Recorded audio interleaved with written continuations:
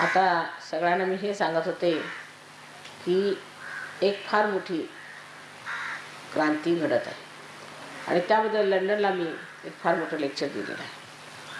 ती क्रांती हळूहळू गुप्त रीतीने घडत होती, पण आज ती तुमच्या मध्यात येऊन उभी आहे. ती तुमच्या मध्यात उभी आहे आणि तुम्ही त्याचे प्रतिनिधी आहात. कोणी जर हिंदू झाला तर तो भगवे झेंडे घेऊन भांडायला निघतो. कोणी जर बुद्धी झाला म्हणजे बुद्ध झाला म्हणजे बुद्ध म्हणजे त्याला आपण म्हणतो की ज्याने प्रकाश प्राप्त केला तो बुद्ध. पण जो आपल्याला बुद्ध म्हणवतो तो दुसरे झेंडे घेऊन निघतो. पण जो सहयोगी आहे तो मात्र कोणते झेंडे घेऊन निघत नाही.